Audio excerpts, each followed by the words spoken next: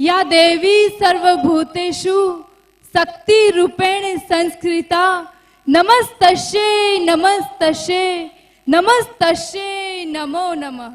लाल रंग की चुनरी, लाल रंग की चुनरी से सजा है ये माँ का दरबार। लाल रंग की चुनरी से सजा है ये माँ का दरबार। फिर नन्हे नन्हे कदमों से माँ आई आपके द्वार। नन्हे नन्हे कदमों से माँ आई आपके द्वार। इसीलिए आप सभी को best of luck and congratulations for હું અહીંયા આવી છું। નેક્સ્ટ ટાઈમ તમને યાદ હોય તો મેં ફર્સ્ટ ટાઈમ કહ્યું હતું જ્યારે હું અહીંયા આવી હતી કે હું બીજી વાર પણ અહીંયા આવીશ। હાથ ઉપર કરો, કોને કોને યાદ છે? બસ આટલા ને જ? હા, okay, thank you so much. આજે એક વાત કહેવાનું મને મન થાય છે। રાતું ફૂલ ગુલાબનું લીલું કંચન ઘાસ, રાતું ફૂલ ગુલાબનું લીલું કંચન ઘાસ, જે સાંભળે મારી શાયરી એને મારા સલામ। મળવું હોય તો આવજો અંકલેશ્વર મારું ગામ। જી હા, મળવું હોય તો આવજો અંકલેશ્વર મારું ગામ। સોની કુટુંબની દીકરી વોટ? નિકિતા સોની મારું નામ। થેન્ક યુ સો મચ કે આટલું બધું તમને યાદ છે મારા વિશે।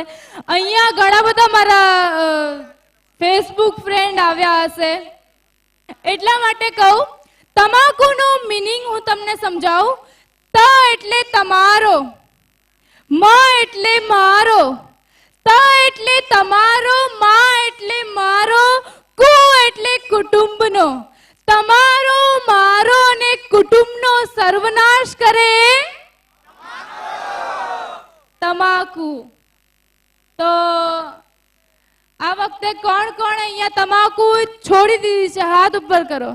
કોણે કોણે તમાકુ છોડી દીધી? એનો મતલબ તમે લોકો તમાકુ ખાતા હતા। એનો મતલબ તમે તમાકુ ખાતા હતા।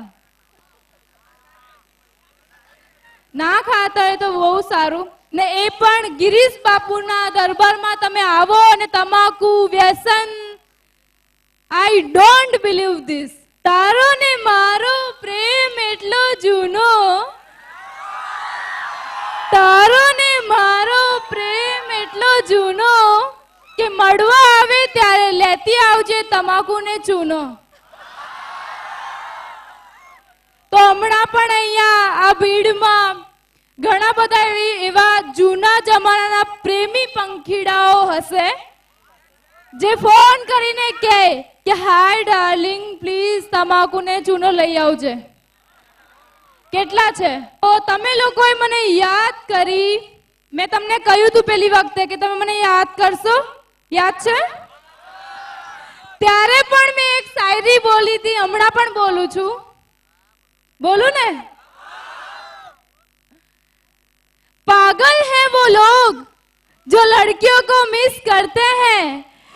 पागल हैं वो लोग जो लड़कियों को मिस करते हैं। अरे दोस्तों, मिस करना है तो मच्छरों को करो जो अपनी जान हथेली पे रख के आपको किस करते हैं।